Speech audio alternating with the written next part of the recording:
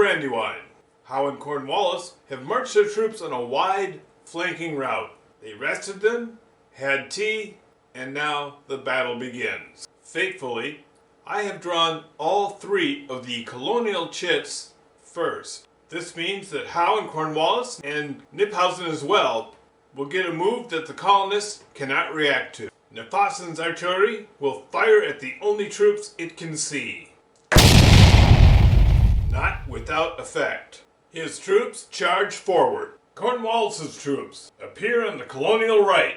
Early afternoon combat. Muhlenberg's Virginians were watching Whiston's Ford, when suddenly the British appeared on their flank. The Virginians were swept away.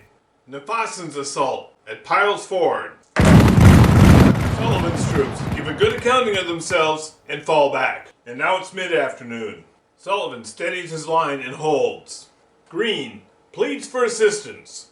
Washington, we have a problem. Knyphausen expands his crossing.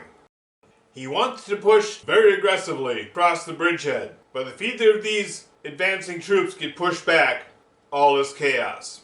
Washington feels a whirl of hurt coming down on him. He moves to stabilize the continental right. And Cornwallis races down the Brandywine.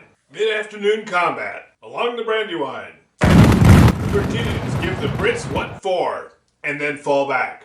Below Chad's Ford, Knyphausen's assault. Knyphausen's dice grow cold, and he's thrown back.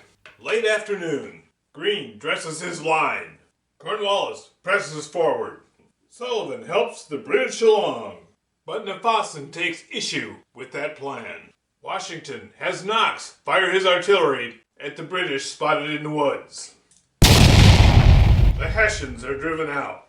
And now the combat on the colonial right. Maxwell's Light and Armstrong's Pennsylvania militia drive off the cream of the British troops.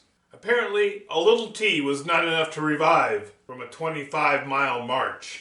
And Knyphausen, below Chad's Ford. The disorganized British are driven from the ford. And now it's early evening.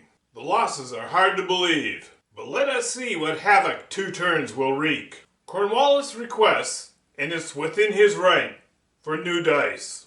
Cornwallis continues his advance. Greene's troops fall back. Knyphausen's artillery fires across Chad's Ford. Not without effect. Knyphausen unpacks bags and recovers his troops. Sullivan pulls his troops back for the night. In Washington, redresses his line and prepares for Cornwallis. And now as the sun disappears, there's time for one last effort. Knyphausen crosses the Brandywine, and Cornwallis surges forward. At this most critical point, both British chits have been drawn first. Not only have the dice failed the British this game, now the chits have failed them as well. Greene pulls his remaining troops to safety, and Washington pulls his troops back, and Sullivan's troops slip out of enemy range, and the Battle of Brandywine ends. In the evening, Washington's army will slip away in good order. The British have cleared one road, which helps, but they got worse than they delivered from the American army. Good game.